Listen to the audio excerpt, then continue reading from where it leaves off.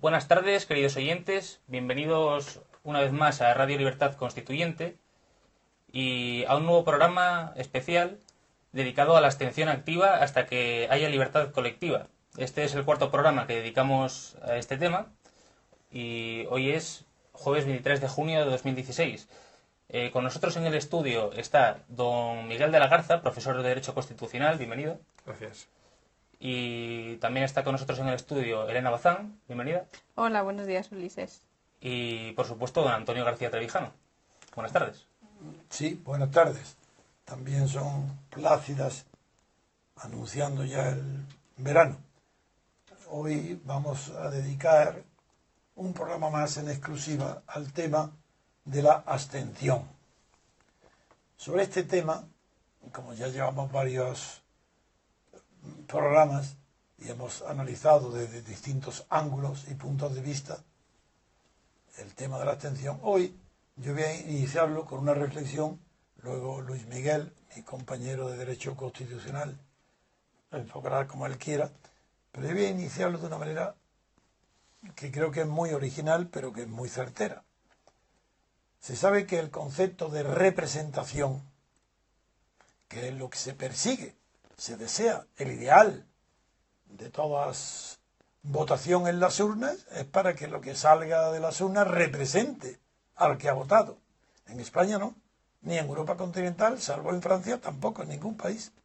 Lo que sale de las urnas, que son listas de partidos, que ponen una cruz, los que llegan primero salen y los últimos no salen, pues no representan a los que votan. En el fondo no representan a nadie, porque el partido los pone en las listas no para que representen al partido, sino para que indiquen en la lista la cuota de poder que le corresponde al partido en el reparto de los poderes del Estado, el ejecutivo, el legislativo, el judicial y etcétera. Esto me permite hacer un enfoque, siempre sabéis que procuro llegar a la máxima posibilidad de reflexión abstracta, filosófica, sobre los temas de que trato. Y en este caso es muy singular lo que voy a decir, que la representación consiste en traer al presente, a la vista, lo que está ausente, lo que está fuera. Eso es válido desde una obra de teatro, representa la obra de teatro algo que está ausente y lo traen al presente.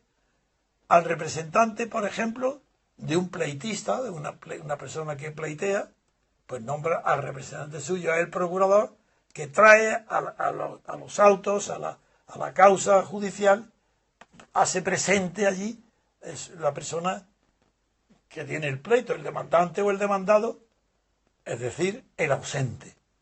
Lo mismo pasa con todos los poderes de la banca. Es decir, ¿quién no está acostumbrado a hacer una hipoteca con un crédito que lo firman unos apoderados? Esos tienen poderes del Consejo de Administración de la banca para que representen al banco en cualquier acto jurídico de apoderamiento donde el apoderado firma en lugar del banco. ¿Y qué es lo que hace? Pues ese apoderado trae al presente que está firmando al ausente, que es la entidad o la personalidad jurídica del banco. Porque las personalidades jurídicas, como son conceptos abstractos, se llaman desde antiguamente, nada menos que las personalidades jurídicas se les llama entidades morales o personalidades morales. Palabra muy equívoca, porque la cantidad tan enorme de fraudes, delitos que se cometen en nombre de personalidades jurídicas es inmenso. Por eso la ley tiene que hacer responsable a los administradores, porque no va a meter en la cárcel a un ente abstracto. ¿Qué pasa ¿Por qué hago esta introducción? Pensar lo que pasa en las urnas. Que como el presente, que es el votante, vota, y el elegido es un partido, una lista, ese no representa al que vota, luego el que vota permanece ausente. No hay representación. ¿Cómo es esto? Claro que el que vota está más lejano del resultado de las urnas que nosotros. ¿Nosotros quiénes somos? Los que estamos presentes activamente en el acto de votar para decir no votáis. no votáis, porque ese deber cívico de votar no existe. Lo que existe es un derecho político, que pueda hacer uso de él o no. En fin, qué paradoja. Estamos más presentes nosotros con la abstención activa en el acto donde se produce la teórica representación que en la votación de listas de partidos, donde el que vota está ausente durante todo el tiempo que dure, los 4 años que dura luego la teórica representación, no del que vota, sino del jefe del partido que hace las listas y el que sale elegido repartiéndose los poderes del Estado. Es decir, es una traición al concepto de representación. Porque el que vota se cree que es algo, es el más tonto de la película. De todos los actores, hay uno que es tonto integral, el que vota. Porque cree que va a estar representado y no lo está de ninguna manera. En cambio, nosotros somos listos, decimos, ¿para qué vamos a votar? Si nuestro voto no sirve de nada, es nada más que ratificar a unos señores jefes de partido que se van a repartir el poder del Estado en proporción al número de diputados que saquen de las listas. Cuanto más número sacan de diputados, más poder tienen. Se reparten como una tarta, un pastel, se lo reparten. Nosotros no. Nosotros somos activos y al estar presentes hoy y mañana hasta el día de la votación, estamos diciendo, aquí los únicos representados somos nosotros. ¿Y en qué sentido somos representados? Pues que la abstención activa es la única que dice la verdad sobre la ausencia de representantes en la participación electoral. No hay representantes. Esos no salen de ahí. ¿Es mi opinión? ¿Cómo que es mi opinión? Es la opinión de toda la filosofía política germánica y de toda la doctrina jurídica del Tribunal de Bonn. Su presidente, Gerhard Leibholz, ya lo dice. En el sistema de listas de partidos dice literalmente, lo he repetido muchas veces, pero tengo que decirlo una vez más, y 1.000.000 de veces, porque ¿cómo vamos a combatir la machaconería con que el aparato del Estado y de los partidos repiten hasta la sociedad que nos representa? Pues no. ¿Qué es lo que dice este presidente del Tribunal Constitucional de Bonn? Dice, en el sistema proporcional de listas de partidos han desaparecido por completo cualquier elemento o residuo de la representación política. Y en su lugar aparece el nuevo fenómeno de la integración directa de las masas en el Estado. Punto. No, ya está. Con eso me basta. Luis Miguel. Sí, con lo que hace referencia al profesor Leibholz, efectivamente coincido plenamente contigo. La sentencia del Tribunal Constitucional alemán, del BFERJ, efectivamente dice eso, y ese es el tipo de representación que tenemos en estos momentos, que no es una representación. Tú efectivamente haces integración. Claro, tú haces en tus observaciones siempre haces referencia a la representación de derecho civil. No hay otra. Exactamente, no hay otra. Porque luego tenemos la famosa representación de derecho político, que es donde viene el invento, donde viene la trampa, ¿no? Entonces, desde el punto de vista constitucional, es un derecho constitucional fundamental, que se recoge en el artículo 23 de la Constitución.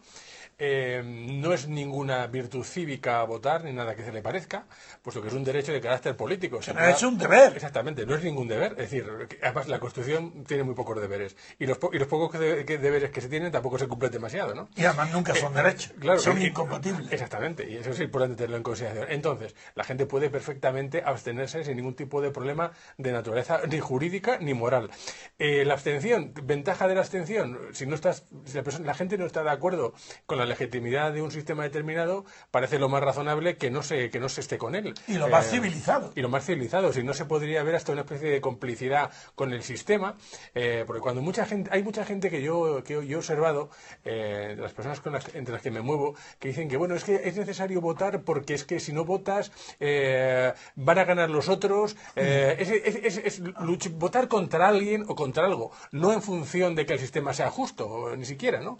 Es contra alguien, es para que no esté el partido actualmente en el gobierno, o para eliminarles, para sacarles del poder. Pero claro, eso no es un voto sereno y maduro, ¿no? del pueblo, ¿no? Me gustaría recordarte, Luis, algo que sabes, pero que para los que nos oyen casi nadie lo sabrá. Ese argumento de que hay que votar para que los buenos estén presentes, que no solamente estén los malos, es un argumento platónico, no porque sea una idea abstracta, sino porque el mismo Platón utiliza ese argumento para decir que los buenos tienen que gobernar, presentarse, estar en el gobierno, para no dejar en manos de los malos la gobernación de un pueblo. Ese argumento de Platón, él mismo hizo el ridículo. Primero porque cuando quiso actuar en política con el tirano de Siracusa, con Dionisio, ya sabéis lo que le pasó, que tuvo que salir por piernas porque lo mataban. Si Platón no se distingue justamente por ser un hombre práctico, ni muy inteligente en las cuestiones de la vida. Él inventa un sistema filosófico eterno, permanente, que pone por delante de la realidad el mundo de las ideas. Y él cree que las ideas son antes que cualquier realidad, de la que considera que son copias pálidas del mundo de las ideas. Bien, pero el argumento de Platón es ridículo. Es ridículo porque si votamos, no elegimos a los mejores, elegimos a un partido. ¿Y por qué ese partido es mejor que cuál? ¿Que otro? Como tú dices, porque votamos en contra, pero si es que estáis confundidos. Es que antes, cuando no se elegía un partido, sino en el régimen parlamentario anterior, durante el siglo XIX, la primera mitad del XX, antes de la República de Weimar, cuando se votaba a individuos y no a partidos, personalidades, personas, diputados personales, uninominales, sistema de mayoría de distrito de un candidato uninominal, la doctrina se llamaba de la reacción anticipada, que si un candidato, un diputado se porta mal, a los 4 años no lo eliges. Por eso es reacción anticipada. Eso no existe. Esa posibilidad no existe ahora. Por eso no conviene, ni es una tomadura de pelo que nos digan, pues dentro de 4 años, si se equivocan, no votes al partido. Es que creéis que los partidos son como las personas, que se inventan y se sustituyen cada 4 años. Eso es imposible. Por tanto, no existe ningún castigo, ninguna posibilidad que tenga el elector de castigar a un partido de mal comportamiento no eligiéndolo dentro de 4 años. Eso no es verdad. Y además 4 años es un plazo tremendo. Pero es que aunque fuera de un mes, cada partido tiene una mochila, porque el partido lo que produce es una identificación de las masas con el partido, donde lo que rige no es el principio de representación, sino identidad. Y la identidad no puede dejar de operar a los 4, ni a los 15, ni a los 20, ni a los 30 años. Hay un sector importante de centro indeciso, pero la mayoría, el núcleo de cada partido no cambia nunca. Y da lo mismo que los partidos roben, que asesinen, que haya crímenes de Estado. Da lo mismo. Cuando Felipe González sale del gobierno porque el electorado, la lista de partidos no le permite continuar, sin embargo, sus listas, las listas de Felipe González, se llevan en la mochila, como hoy se dice, 9 millones de votos, lo cual es una locura que indica que no es verdad que exista ninguna posibilidad de defensa del elector contra la corrupción de partidos. No. Así que ahora, Luis, si quieres desarrollar otro tema, yo encantado. Ya hemos desarrollado 2. Uno, el primero, que el que vota está ausente luego en la representación, no es representado. Con el sistema que tenemos actualmente es imposible. Eso. Segundo, a la inversa sí se da. Nosotros que no votamos, continuamos estando presentes en la lucha activa, permanente de denuncia de la falta de representación. Y tercero, el argumento que tú has empleado, el argumento de que se debe de votar por el argumento platónico, que también acabamos de destruir, además con los ejemplos históricos. Ahora, yo no sé si ya habrán comenzado las preguntas, pues venga, preguntas, Elena. La primera pregunta dice... Que cuando digan la pregunta, si ellos pueden precisar que diga a quién va dirigida, si a Luis o a mí. Hombre, no, ya lo sé que normalmente irán a mí, pero yo también quiero dar la máxima oportunidad para que conozcan tu pensamiento y tu personalidad, pues los seguidores nuestros, puesto que eres un miembro muy destacado de nuestra asociación cultural MCRC. Bien, la primera pregunta dice, si fuera británico, ¿se abstendría hoy en el referéndum? De ninguna manera. De ninguna manera. En primer lugar, el sistema británico no es proporcional. Y segundo, es un referéndum, donde hay una pregunta muy sencilla, que en realidad no es un referéndum, porque técnicamente eso no es, se llama plebiscito. Es un plebiscito. El referéndum implicaría someter a elección por lo menos 3 posibilidades. Todo lo que se puede contestar con un sí o un no, eso es un plebiscito. Pero bien, admitiendo que sea un plebiscito, yo votaría por la salida por el Brexit. Como británico, con la información que tengo, perteneciendo a una clase superiormente ilustrada e informada, muy superior al 95% del ciudadano inglés, votaría el Brexit. Porque creo que sería una maravillosa liberación del Reino Unido de las burocracias y trabas no dirigidas por la libertad, sino por las ambiciones de un grupo que se ha convertido en un club dirigido por tecnócratas sin saber a dónde va. Pues sería buenísimo que el ejemplo inglés sirviera para que otros países de Europa, Holanda, Polonia y desde luego España, pudieran tener una oportunidad de seguir el camino del Reino Unido y salirse de la Unión Europea. Claro. ¿Por qué? Porque el porvenir de España no estará sacrificado siempre. ¿A quién? A los intereses de Alemania y de Francia. Por esta razón pasa otra pregunta. Bueno, por esta razón he contestado la pregunta. Sí. Diciendo que si fuera allí, votaría el Brexit. Bueno, hay algunas preguntas sobre otros temas que si al final da tiempo pues contestaremos, pero en principio vamos a intentar contestar las preguntas que son referentes a la abstención. Y quizás para que no tengas que tener ese esfuerzo de memoria de irlas rápido y le decimos después. ¿No? De acuerdo. Porque es que después no nos vamos a acordar. No, las voy leyendo, si eso no pasa nada. Ah, pues venga, como tú quieras. Entonces, dice don Antonio, ¿podría comparar unas elecciones en una república constitucional con las de hoy? De ninguna manera, pero es que no se parecen en nada. Para que los que nos oigan y los pocos expertos en esta materia sepan lo que nosotros defendemos, es unas elecciones legislativas muy parecidas a las francesas.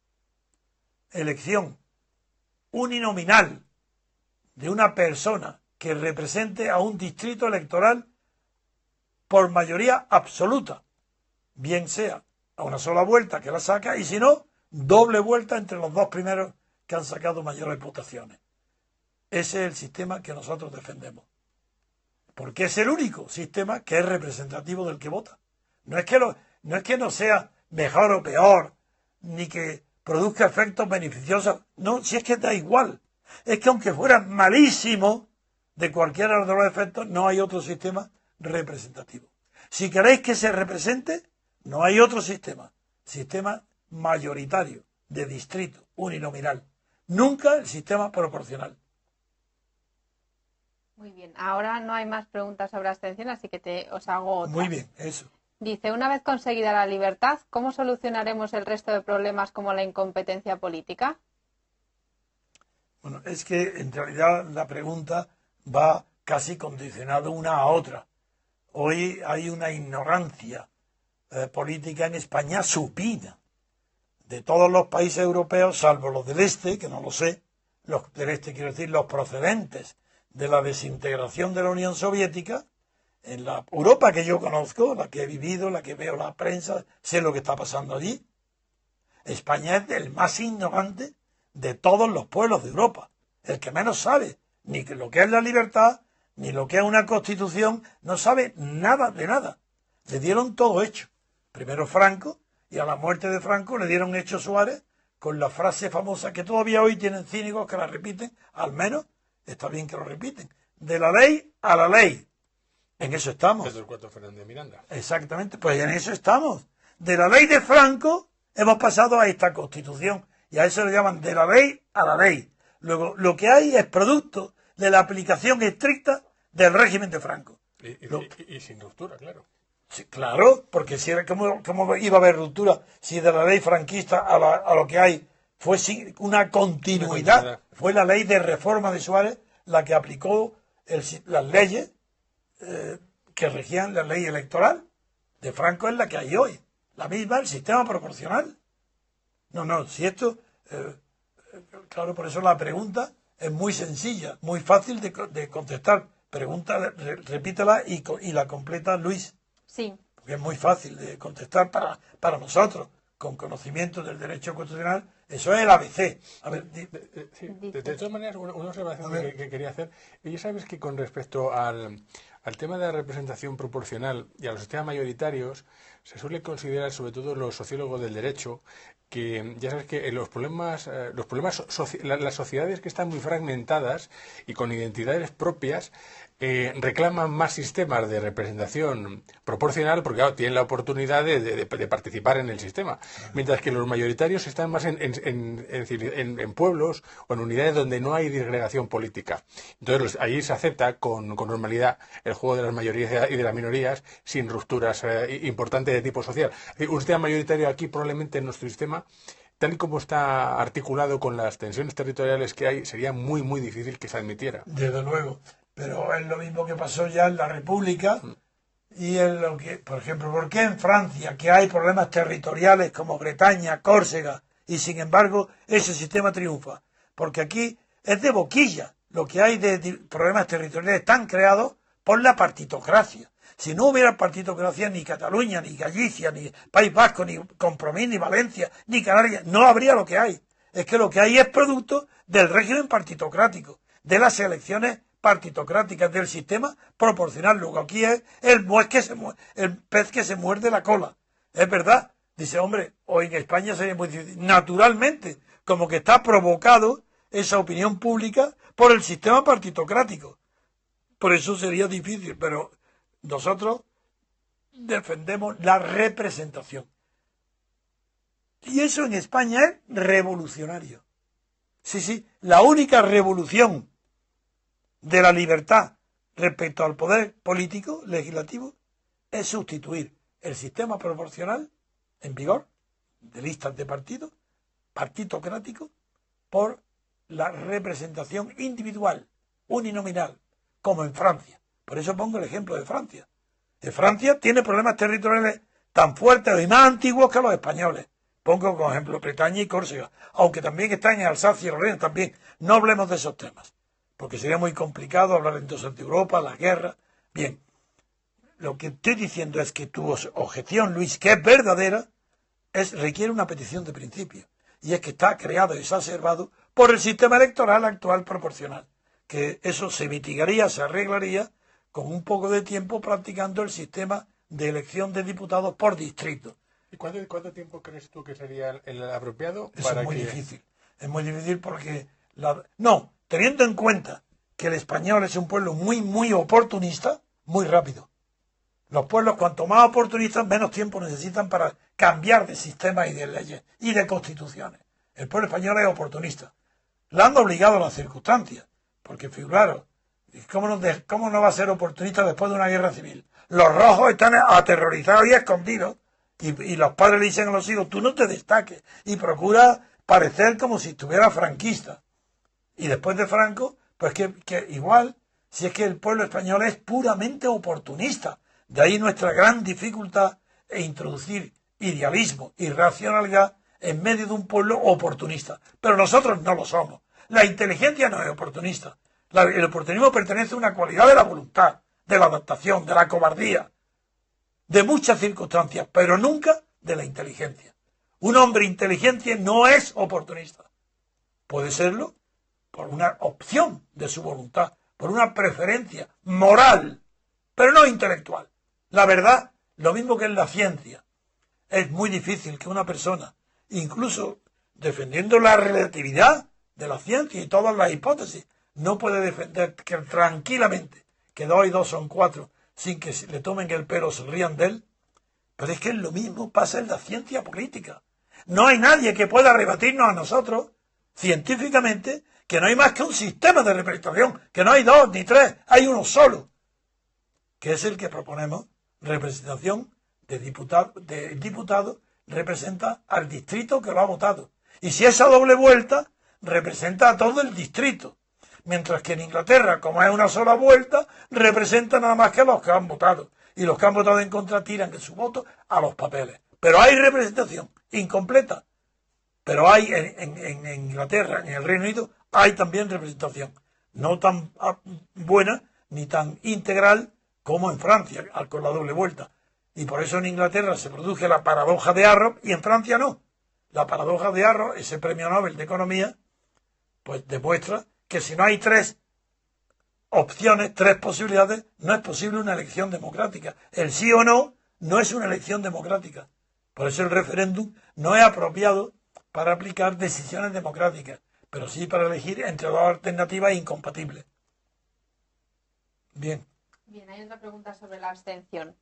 Dice, ¿qué porcentaje de abstención en las elecciones sería el mínimo que deslegitimaría el sistema? Bueno, yo creo que el 50%, pero no está escrito en ninguna parte. Pertenece a la moralidad del sentido común. Si se adopta un sistema desde que se inventa la representación, si no creáis que la representación es algo eterno. En Grecia y Roma no había representación. Era la democracia directa, asamblearia, y era la plebe la que elegía los tribunos suyos, el Senado, los patricios, el Senado. No, la representación es un invento moderno. Y la primera vez que se inventa que una persona pueda ser representada por otra, chocando contra los principios constitutivos de la cultura greco-romana, eso no lo admitían, la primera vez es Marsilio de Padua, un grandísimo filósofo que lo recoge ese principio, lo deriva del concepto espiritual de la persona. En Grecia y Roma, la persona no puede ser representada por otro, sería como un fantasma. Eso es imposible, porque una persona no puede ser representada por nadie. Eso sería un espectro, eso sería imposible. En cambio, la Iglesia germánica admite, como tiene la idea de la persona de algo espiritual, admite esa persona, si es algo espiritual, sí puede estar representada, porque no representa el cuerpo, sino el espíritu. Mientras que en Grecia y Roma es inseparable en la cultura del paganismo. La consecuencia es que a partir ya de la representación que la Iglesia admite, ya pueden construirse en la abadía y en los monasterios de la Edad Media, se eligen por votación los abades y se eligen por mayoría y minoría. Y la pregunta es, ¿y cuánto habría que tener de abstención para deslegitimar el resultado? Como no estamos asistidos por el Espíritu Santo, como en la elección de los papas, en los cónclaves de cardenales, pues el sentido común nos dicta que si no saca el 50%, eso no es legítimo. Ahí ya no hay representación. Pero, como la clase gobernante es tan cínica que le importa muy poco que se represente o no a los votantes, aunque tenga menos del 50%, va a seguir gobernando igual. Eso le da igual. Habrá perdido la autoridad moral, la autoritas, pero conserva el poder de la ley, la legalidad. No es legítimo si pierde más del 50%, pero sigue ostentando el poder y no dimitirá porque cree que tiene a su favor, y es verdad, la ley, la potestad, el poder, no dimite. Lo que sucede es otro caso, distinto, que la gente cuando nos oye no entiende ni comprende. Y le he puesto el ejemplo en los invertebrados. El ejemplo de los invertebrados es que como no tienen un esqueleto interior, pues tienen que cambiar de camisa para poder crecer. La camisa la aprisiona, entonces mudan de camisa. Por eso se ven en el campo pues muchas mudas de camisas deshechas por las serpientes para, durante una época, se desprende la camisa y son muy vulnerables, porque en ese momento son cualquier insecto, cualquier pequeña enemigo puede matarla. Pues lo mismo le pasa con los cambios de camisa en los sistemas políticos españoles. El ejemplo del cambio de camisa es maravilloso. Sí, pero hay una cosa que tú has dicho que es interesante, y es que efectivamente en cuanto a cuál es el número necesario de abstenciones que haría, por ejemplo, cambiar el sistema, con independencia del título décimo de la Constitución, de los procesos de reforma, sí que deberían las constituciones disponer de algún tipo de numeración. Tú imagínate, por ejemplo, que en las elecciones generales no se consigue, por ejemplo, un 50% un 50% de abstención. Eso debería ser un proceso de reforma, poner en marcha un proceso de reforma automático. Inmediato. Automático. Sí. sí. Y eso sería un elemento de derecho positivo que debería incorporarse en las constituciones. Porque el problema de, por ejemplo, el título 10º de la Constitución de la reforma es que prácticamente es irreformable. Para que no se haga reforma. Exactamente, es irreformable. Es lo que se suele decir así cínicamente, que es reformar con el 167 el 168. Claro, y eliminarlo. Sí. Bueno, es verdad, yo suscribo el 100% de lo que dice Luis, pero siguiendo el razonamiento, entonces en otros países, sobre todo en Sudamérica, se han llegado a casos extraordinarios donde ha habido unas votaciones muy pequeñas que han producido el cambio de régimen. Pero en España y en Europa, y con los antecedentes que tenemos, no hay que esperar nada de una clase política que se ha agarrado al poder para robar, para realizarse no como persona, para realizarse como delincuente, como un usurpador, como un impostor. ¿Qué es lo que se realiza un político en España después de Franco? La dictadura, claro que también es un impostor. Yo recuerdo, por ejemplo, el título de la obra de Benjamin Constant sobre Napoleón, que era el usurpador. Bueno, un dictador es un impostor, porque se atribuye, después de una guerra civil, una autoridad moral que puede tener a consecuencias derivadas de su autoridad física, que ha destruido al adversario, queda único, queda bien. Pero luego, cuando se sucede al dictador, ya las reglas normales no sirven. Entre el dictador Franco y sus seguidores, quiero decir, el rey Juan Carlos, Suárez, Fraga, Martín Villa, todos los nombres han impuesto la pura continuidad del franquismo a la muerte de Franco. Y a eso le llaman Constitución. Es más, para que veáis lo ridículo y la falsedad de lo que es la Constitución española, es que en televisión escucho tertulianos invitados porque son considerados gente seria, que para ellos dice que España comienza en el 78. Antes del 78 no había ni España ni Constitución.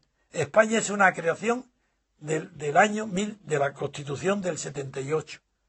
Ni Franco se atrevió nunca a decir que España comienza con él. Franco, cuando condena a los republicanos, masones, etcétera, está condenando lo anterior, es porque existía. Aquí hay quien dice que no, que España empieza en el 78. Por eso dicen, todos repiten como tontos, con el trabajo que nos ha costado conseguir la Constitución. ¡Qué trabajo!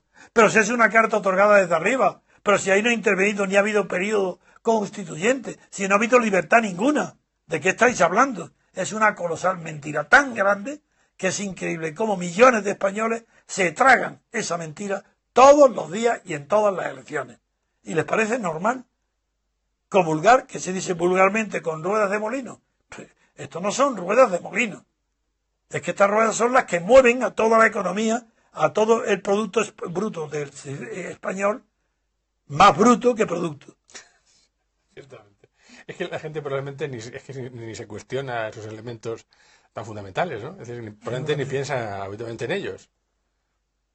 Y otra cosa que hay que añadir, ¿no? El tema generalmente del pensamiento utópico que tenemos con la democracia griega, ¿no? Como si fuera el modelo. Claro, pero no hay que olvidar que las asambleas griegas del siglo IV antes de Cristo, como lo decía Rostocev, aproximadamente la cuarta parte era la que votaba del pueblo. El resto eran mujeres que no votaban y esclavos o metecos que tampoco votaban, claro. Era a la Boulé, que como sabéis que la asamblea, que estaba en una colina algo elevada, no asistían las personas mayores porque no tenían oxígeno para llegar. No asistían, los mayores no iban. Y les pagaban un poquito, pero les pagaban algo. Creo que eran dos. Sí, la listoforia. Sí. Que fue creada por el político anterior a Pericles.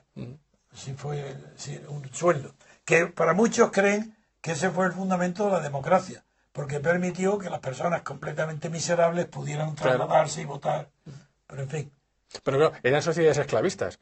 Y una sociedad esclavista, un momento, claro, eso, otro ojo. Una cosa es que los grandes pensadores, Aristóteles, Platón, todos, no protestaran contra la esclavitud, y es normal que no lo hicieran, porque estaban tan habituados, era tan normal que el cautivo, porque el esclavo todos procedían de cautivos de la guerra.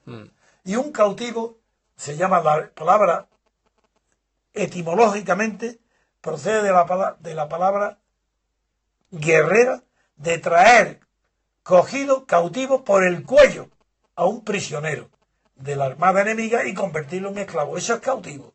El que no venía, porque los simbolismos de la época primitiva son extraordinarios. De ahí que en Roma, que tú lo habrás estudiado, igual que todos los que hemos estudiado el derecho con seriedad, en Roma el foralismo es tan grande que en una reunión, una juerga, por ejemplo, de amigos que están bebiendo, si alguien en Roma pronuncia la palabra espondeo, se ponen en guardia todos porque obliga ante un tribunal a lo que eso espondeo significa, una promesa. Bueno, pues el cautivo es igual.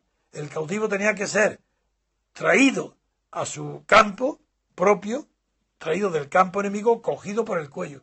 Entonces era tan evidente, era tan de derecho natural la esclavitud, que no puede condenarse ni Aristóteles ni Platón porque defendieran la esclavitud. Es que ni se planteaba el tema de si eso pudiera ser objeto moral. Y eso que Platón y Aristóteles fueron lo mejorcito. Y lo más crítico, de la democracia. Eso digo, lo mejorcito, lo más crítico. Platón con la muerte de Sócrates y Aristóteles con sus ejemplos típicos. Pero ahí yo pongo como ejemplo que no sirve trasladar a otra época los valores morales existentes en épocas distintas y diferentes. La esclavitud no estaba condenada moralmente, porque era el sistema cultural sobre el que se producía la civilización greco-romana. Y un avance frente a momentos históricos anteriores, era la muerte. Porque exactamente se le mataba directamente al cautivo. Y se aprendieron entonces que era más productivo no matarlo y tenerlo de trabajador como esclavo. Bien, esto mismo luego en la guerra del norte contra el sur de Estados Unidos, pues pasa algo parecido. Otra guerra, digamos, con base esclavista. Eso es, que digo porque fue. Y sin embargo, hay unas ideas tópicas sobre Lincoln y sobre Douglas, porque el tema, la discusión verdadera sobre la esclavitud, Lincoln no se pronunció literalmente en contra de la esclavitud y Douglas a favor, sino que en las elecciones al Senado lo que Lincoln se pronunció fue contra la admisión de la esclavitud en los nuevos estados, no en los primeros que fundaron Estados Unidos. A eso no se atrevió a tocarle. Y eso tampoco es bien conocido. Después la guerra, claro, la guerra arrasa con todo. En fin, a ver, otra pregunta. Sí. Dice, ¿podría ser poner unas papeletas del MCRC entre las de los partidos políticos para que el votante sepa de su existencia? Se podría, pero yo creo que es mucho mejor hacer lo que nos propone Paco Bono.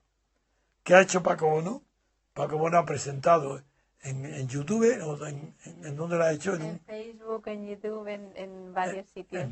Un dibujo animado donde un matrimonio, acompañado de su hijito, o de dos hijos, un niño y una niña, una pareja, entran en una oficina electoral, se acercan a la mesa, se identifican, se dan su nombre, su censo, piden las papeletas, cogen las papeletas, van a las urnas y se paran ante la mesa y delante de la mesa rompen las papeletas y dicen nosotros no votamos.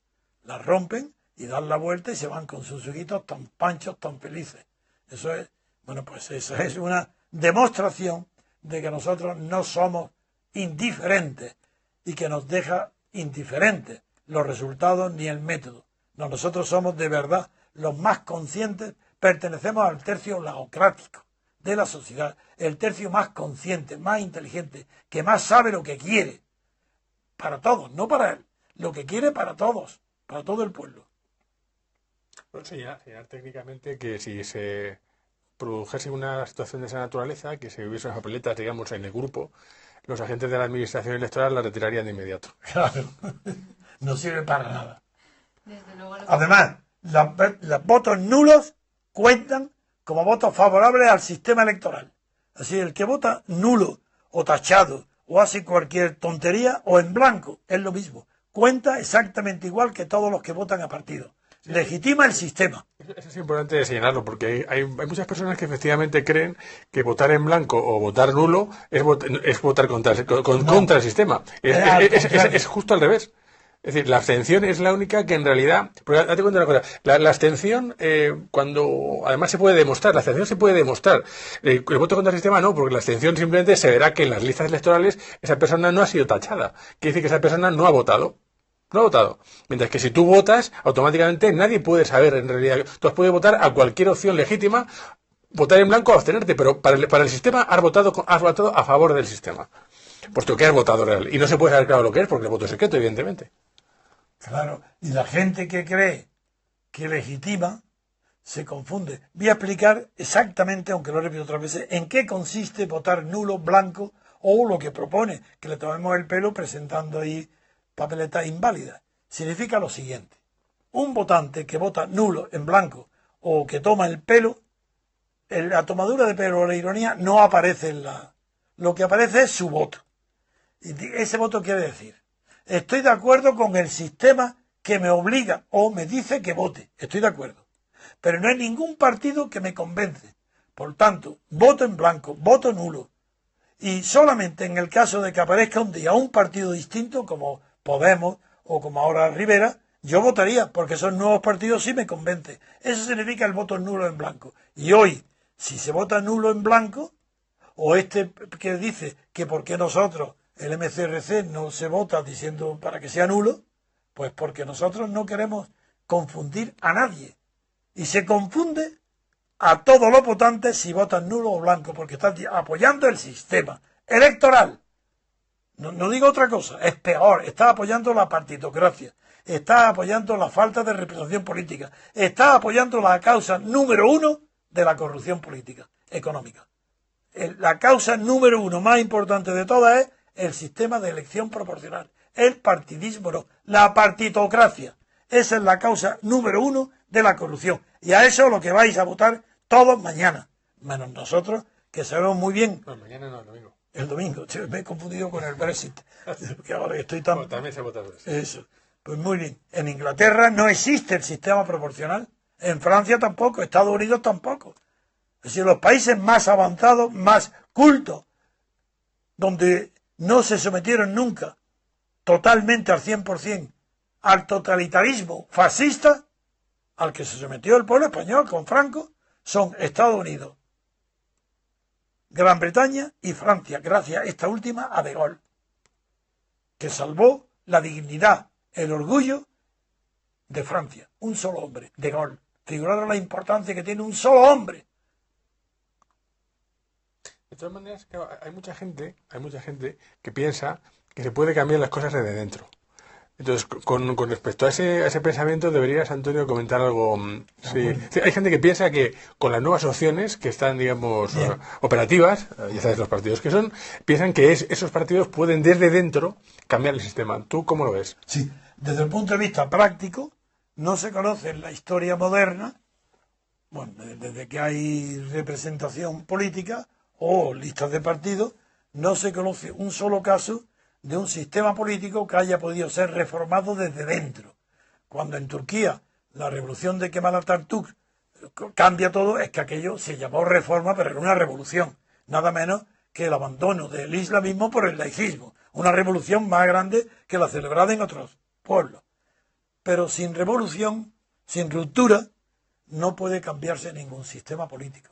En la discusión teórica, filosófica, está la más profundo, está en la discusión entre Lenin y Rosa Luxemburgo, donde Rosa Luxemburgo escribe un libro que titula Reforma o Revolución, que es los términos, la alternativa que aquí en Occidente, los países orientales, se pueden plantear siempre. Reforma o revolución, ese no es el tema, porque la reforma, por definición, mejora algo el sistema anterior, lo hace un poco más liberal. Entonces un revolucionario sabe que la reforma es imposible que llegue a la ruptura democrática de un sistema oligárquico o dictatorial.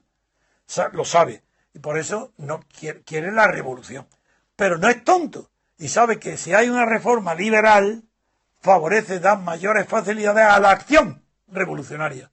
Porque permite una mayor libertad de prensa, una mayor libertad de asociación, no tiene los controles tan duros y tan severos de una dictadura, y por eso no es que vote la reforma, eso ni vota, no hace falta, es que le gusta que haya reformas.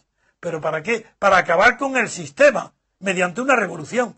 Reformas, las que queráis, ojalá, pero no participar nosotros en ellas, no, porque no creemos, y no queremos engañar a nadie. No hay Lenin le contesta a Rosa Luxemburgo con el título del libro, donde dice, no dice reforma o revolución, sino que Lenin dice reforma y revolución. Y no hay la menor posibilidad de que un sistema cambie sustancialmente mediante la reforma. Las reformas siempre son de fachada, de apariencia. Franco reformó, Fraga fue un reformista, la ley de Fraga. Y mirar cómo murió Franco con Fraga siendo el representante de la extrema, del fascismo y de la extrema derecha, y cómo Fraga ha continuado después de Suárez, después del golpe de febrero, después de todo, siendo el virrey de Galicia y dictando, poniendo a dedo a Aznar y poniendo a dedo a Rajoy. Esa es la reforma, figuraros en la reforma. Aquí no, por eso yo defendí siempre la ruptura democrática del franquismo. Pacífica, pero ruptura. Y para que lo dude, para quien duda de que fue una creación intelectual mía, les digo y les recuerdo a todos algo que he dicho, que yo el término ruptura democrática lo tomé de Thomas Kuhn, el filósofo de la ciencia, que habló de ruptura, habló de que la ciencia no avanza poco a poco, sino que avanza de golpe a golpe. Y esos golpes le llamaba de ruptura del paradigma científico. Un paradigma científico, hay alguien que lo revoluciona. Newton, la mecánica, bien. Y luego hasta Einstein, el modelo no cambia. Y avanza poco a poco, pero no es profundo. Llega Einstein y hace un cambio de paradigma y produce la revolución de la física, la cuántica, en fin, etcétera, la relatividad. Y yo tomé de las palabras de Thomas Kuhn, ruptura paradigmática, porque era un paradigma, cogí la expresión ruptura democrática, para decir que lo que buscaba era un cambio total de paradigma con relación al Franco, evidentemente de forma pacífica. Si es ruptura paradigmática, tiene que ser igual que ruptura democrática, mediante métodos democráticos, lo que excluye a la violencia. Ese término lo creé yo y fue aceptado por todos, como tantísimos otros términos que se deben a mi creación de palabras y términos. Por ejemplo, poderes fácticos, también otra creación mía, porque ahí poderes fácticos no es todo el que tenga un poder de hecho, no. Es aquellos que tenían poder de hecho y no estaba reflejado ese poder en las leyes o en la Constitución o en el momento franquista, como es el ejército, la iglesia. Esos eran los poderes fácticos, eran ellos. A ellos yo no me refería ni a gobierno, ni a parlamento, ni a cortes, nada. Los poderes fácticos son la banca, en aquel tiempo, la banca, el ejército, la iglesia, esos eran poderes fácticos. Y esa expresión también la creé yo, como tantísimas otras. Y como todavía hoy sigo creando muchísimos términos, porque solamente la creación de términos científicos en la política pueden ser creados por personas que han dedicado su vida al pensamiento político. Bien. Otra pregunta, dice, ¿por qué se desprecia siempre la abstención en todos los sistemas? Porque es a lo que más temen. Pero ¿no veis que no hay una sola campaña electoral que no comience el Estado, no los partidos, el Estado de partidos, gastándose millones y millones y millones en propaganda para votar, que se vote? ¿No veis la declaración de todos los partidos que dicen el peligro es la abstención? ¿Por qué todos dicen que nadie se abstenga? Que favorece al contrario. Si es mentira, si todos están pregonando siempre que al quien temen de verdad es a la abstención. Es mentira. Ese es el eslogan. El dinero del Estado y de los partidos se invierte muchísimo en evitar la abstención. Lo que están mintiendo. Es a lo que más temen. Porque legitima naturalmente. Legitima lo que hay. Porque, claro, la votación tiene una función no solo para elegir, sino para legitimar a lo que hay. Por eso una abstención va contra la legitimación de lo que hay. Y todos le temen. Erosiona el sistema. O erosiona de verdad y gravemente. Yo no conozco otra vía, por eso la sigo. ¿Que somos utópicos? No. Lo que seremos es pacientes. Tenemos constancia, sabemos esperar. Llegará el triunfo, con paciencia, sin tener prisa. Pero funciona el sistema siempre que la abstención sea activa, que no sea favorecer el pasotismo político, no, todo lo contrario. Otra pregunta. Don Antonio, ¿cree que los partidos saben que en las próximas elecciones no van a poder gobernar y traman algo? Sí, lo saben, pero tramar algo no. No traman nada porque los partidos han tenido todo hecho. Quien tramó lo que hoy hay en España fueron los franquistas. Ahí no intervino nadie. Nada más que los franquistas, acostumbrados a mandar y a manipular en el Estado, pues pasan de la ley a la ley, como decía Torcuato, y de la ley de Franco a la ley de Juan Carlos, preparada por ellos. Pero los partidos no, porque los partidos no son máquinas de acción, son máquinas de corrupción y de mentira. El partido no es más que propaganda de la mentira y corrupción. El partido estatal, claro. ¿Por qué? Porque los partidos estatales son contrarios a la propia idea de partido. Un partido estatal es una contradicción en los términos, porque un Estado no puede ser partido en 2, 3, 4 pedazos. Y la palabra partido viene del origen de parte. El Estado es la totalidad. No puede haber partidos estatales. Eso es una contradicción en los términos y en el contexto. El partido tiene que vivir en el seno de la sociedad civil, de los gobernados, no estar nunca en el Estado. Si un partido monta de manera permanente en el Estado, ahí hay herencia de una dictadura. Hay un principio totalitario en un partido estatal. El partido tiene que vivir en el seno de la sociedad civil y allí, dentro de la sociedad civil, destacarse del resto de ellos, fundando una asociación política con arreglo a la libertad política, hace un partido para que otros también hagan lo mismo, con ideologías distintas, y se forme una sociedad política, que porque el concepto de sociedad política en España no existe. Esa es la gran mentira del sistema. En España ni en Europa, de la UE, existe la sociedad política, salvo algo en Francia. No hay sociedad política. Toda la sociedad de la UE es una sociedad estatal. Por eso choca contra Inglaterra, contra el Reino Unido, que es donde sí hay sociedad política, donde los partidos proceden de la sociedad civil y se han desgajado de ella formando la sociedad política. El Estado no es una sociedad política, como podía pretender los alumnos de Hegel. Eso es una monstruosidad. No, del Estado no puede ser parte un partido. El partido tiene que representar transitoriamente a una parte de la sociedad que nace, está y vive en la sociedad civil. Allí adquiere una hegemonía, no solo electoral, antes de las elecciones. Tiene que adquirir una hegemonía cultural. Tiene que, su cultura, la que desprenda el partido, ponerse de ser la más conocida, la más difundida. Se celebran unas elecciones, triunfa, y cuando se une la hegemonía electoral con la fuerza del partido para incorporarse al Estado, surge la posibilidad de un gobierno que no sea una pura dictadura. Pero un partido estatal, todos los gobiernos que salen de ahí, son pseudo dictaduras. Hoy, cualquier partido, da lo mismo que se llame Rajoy, si tiene mayoría absoluta, como una combinación de partidos, si tienen mayoría relativa, los pactos de gobierno, son dictaduras, porque no nacen de la sociedad civil. Como nacen y se forman en el seno del Estado, se llaman dictaduras, oligocracias, estatales. Esos son una división de la dictadura que, para no destruirse uno a otro, forman un pacto de Estado. No vais las palabras, no recordáis las palabras del tiempo de Franco, no, yo sí lo recuerdo. Había desayunos de Estado, solo con Gregorio López Bravo, con bodas de Estado.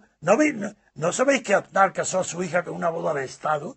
No por la unión de dos reyes, no, es otra cosa. Es que los partidos son de Estado. No porque ellos pertenezcan al Estado, no. Porque el Estado les pertenece a ellos y se lo reparten. Eso se llama partitocracia. Una forma de gobierno inicua, corrupta, la peor que se ha inventado nunca, la que más dura, porque está basada en la corrupción general, sistemática, y todo el que participa de la corrupción lo apoya. Otra pregunta. Bien, la última pregunta que tengo sobre la abstención es esta. ¿podría poner ejemplos de deslegitimación mediante la abstención?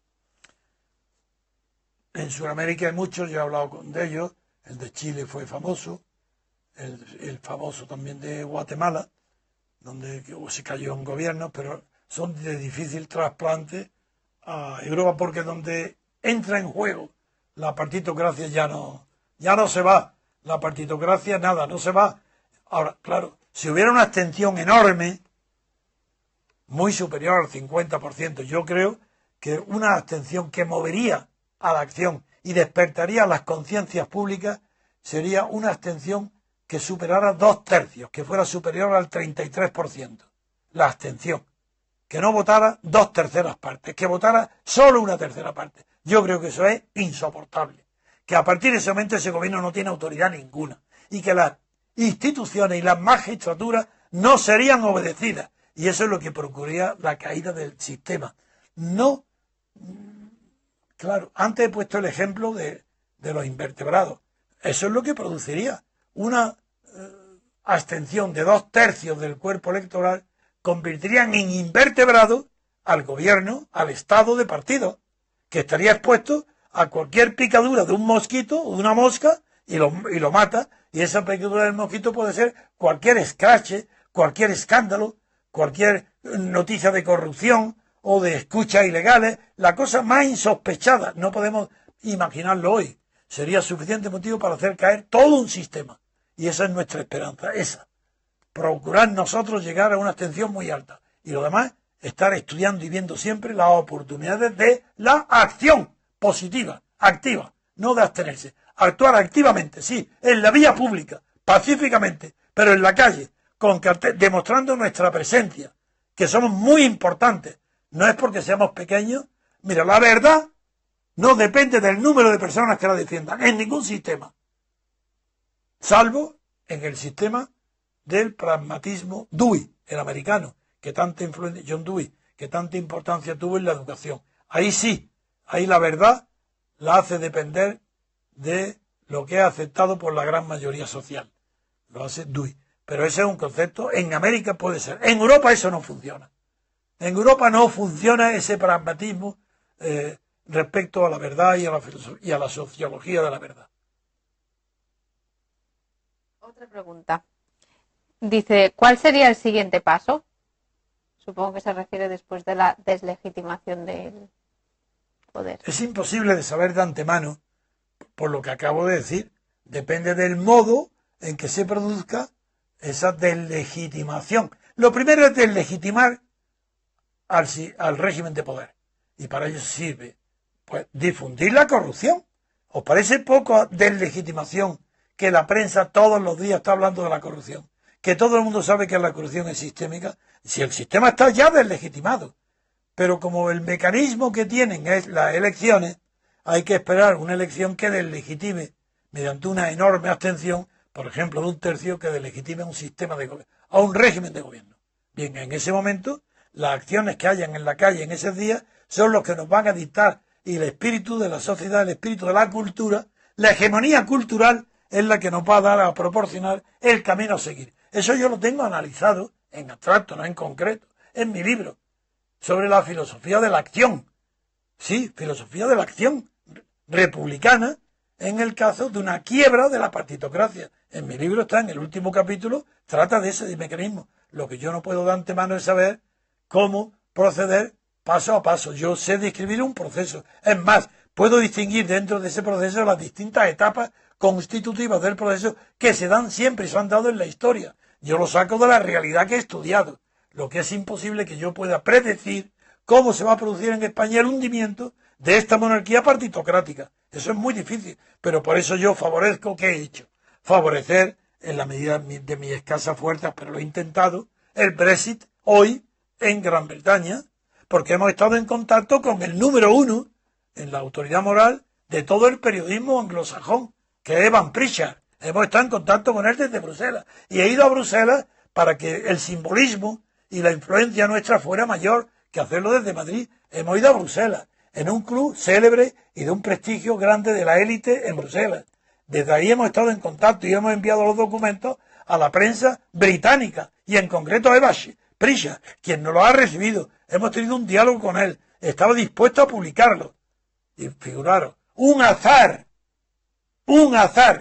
el asesinato de esa diputada laborista ha eliminado la posibilidad de que Eva Pritchard cumpliera lo que nos decía, que iba a publicar nada menos que la falsificación de las cuentas de la economía nacional en Bruselas.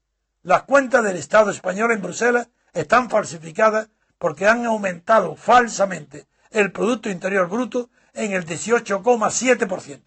Eso trastorna todos los datos. Y ese no lo pensábamos hacer en Bruselas así para ver si sonaba la flauta por casualidad. No, señor. Es una estrategia que a mí me ha costado casi 2 años enteros de preparación. Y llevar a Roberto Centeno a que no vote. Y a llevar a que, junto con otros, elabore un documento científico muy serio. Mandarlo a todos los comisarios de la Comunidad Europea. Irme a Bruselas.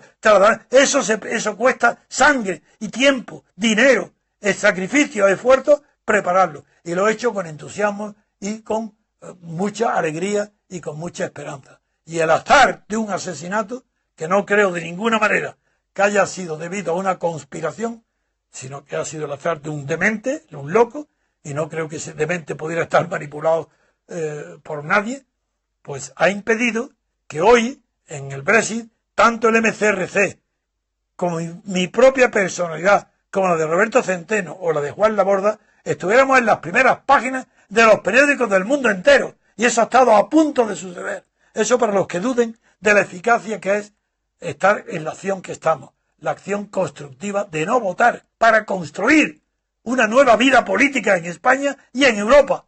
Por eso también queremos que la UE fracase. Ya ha fracasado. No queremos que fracase. Queremos que se sepa que ha fracasado y que eso no tiene arreglo. Y por eso cuanto antes eso se demorone, mejor. Y empezábamos con Inglaterra. Luego sería Holanda, sería Polonia, sería España. O sería Italia. Todo esto es lo que estaba en juego como para despreciar la acción de la abstención. Es nuestra acción y mira dónde hemos llegado de lejos. El MCRC ha estado presente en Bruselas. Presente en la prensa, en los gabinetes de estudio de toda la Unidad Europea, de Bruselas, de la Comisión, de Luxemburgo, de los presidentes. Todos han tenido al MCRC delante de sí mismo y de los documentos.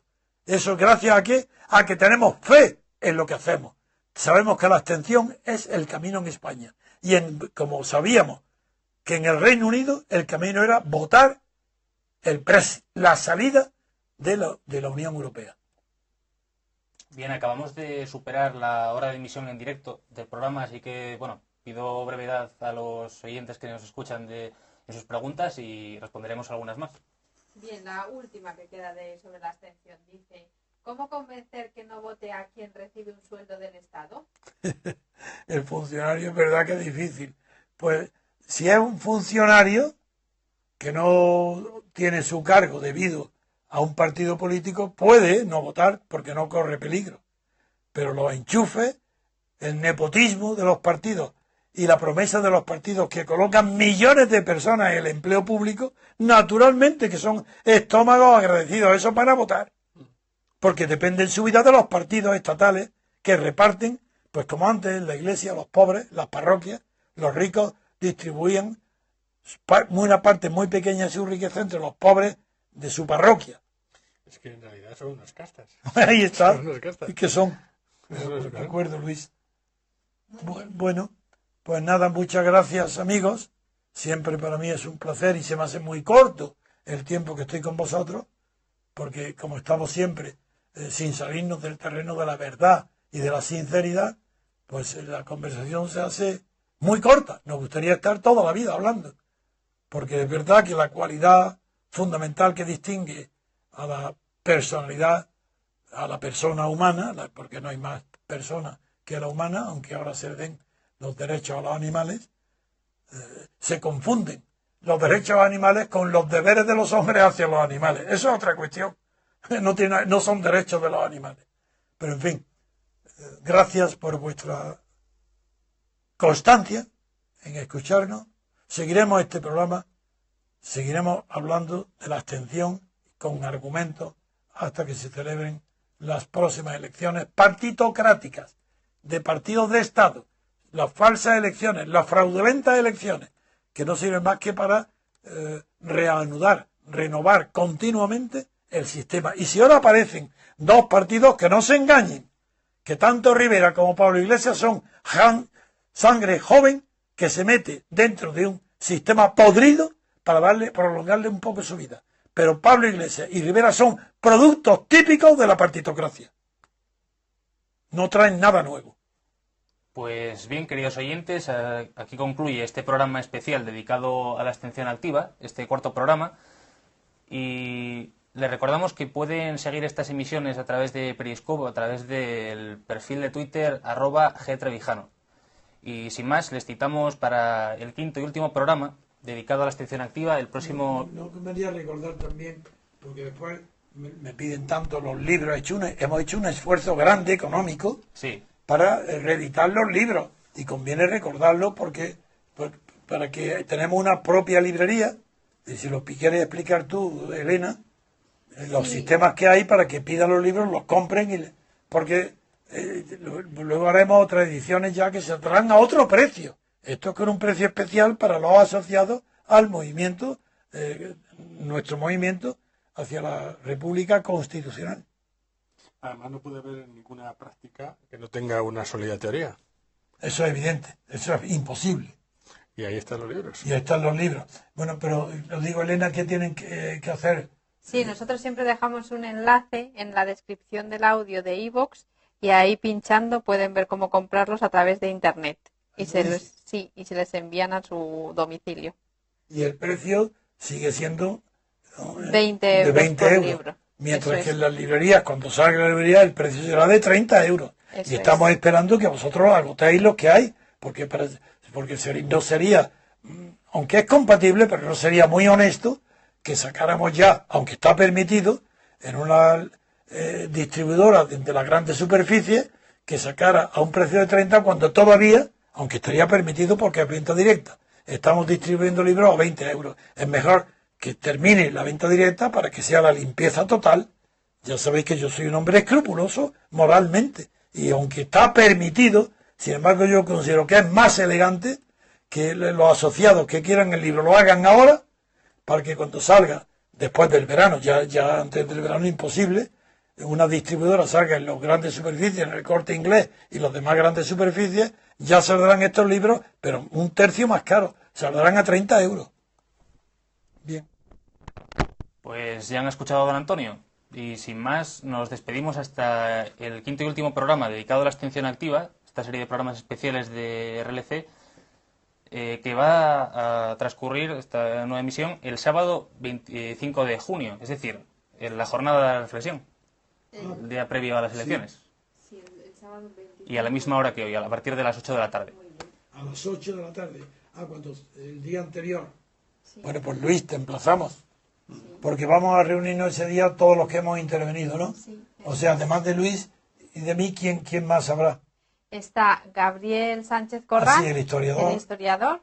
Está también Dalmacio. Que me pide mucha gente, y se lo recuerdo a Dalmacio, por si no oye, que lo sepa, que me están continuamente pidiendo que por qué no aparece Dalmacio.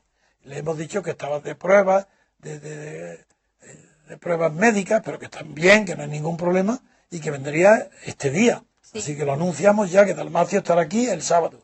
También estará Marcos Peña. Y el de Sevilla, el abogado de Sevilla. Sí, y el único que no estará, aunque ha participado en los programas, es Gabriel Albiac, porque ese día no podía. No puede, sí. Bueno, pues ya nos despedimos hasta ese próximo sábado.